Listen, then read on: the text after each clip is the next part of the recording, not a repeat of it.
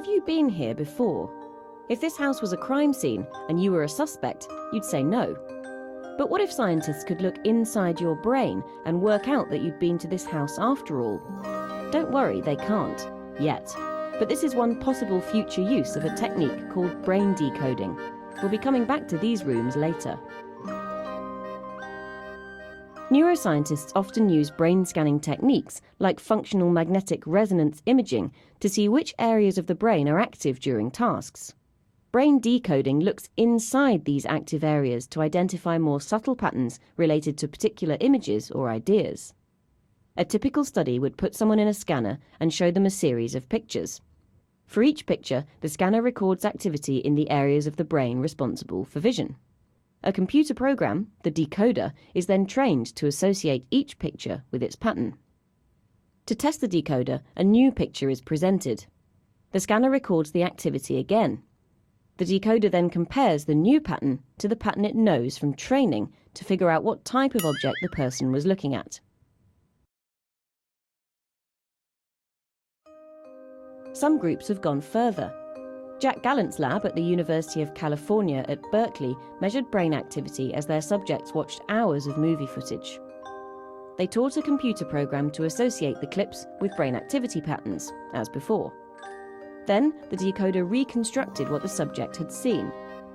Based on the brain activity alone, the computer sifted through lots of video clips and produced an average, here on the right, a best guess that it thought was most similar to what the subject had seen.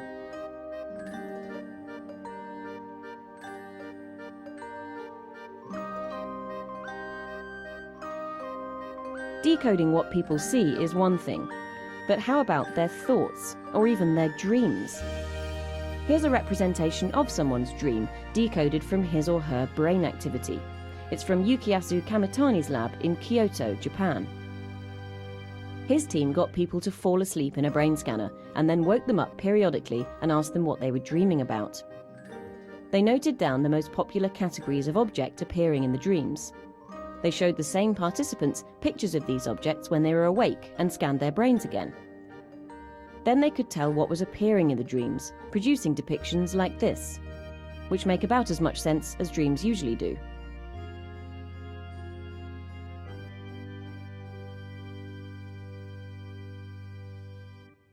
Now back to those pretend crime scenes.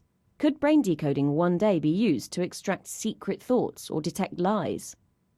John Dylan Haynes and his team, based in Germany, had participants walk around several of these virtual reality rooms. Nicely decorated, aren't they?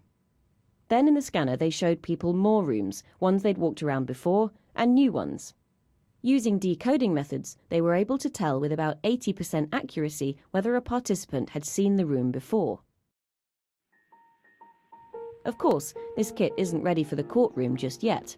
What if they'd been in the house but the day before or after the crime? What if they learned to disguise the fact that they're lying? All challenges that decoders will need to consider. And anyway, says Haynes, there's a cheaper and quicker way right now to find out what someone is thinking. Just ask them.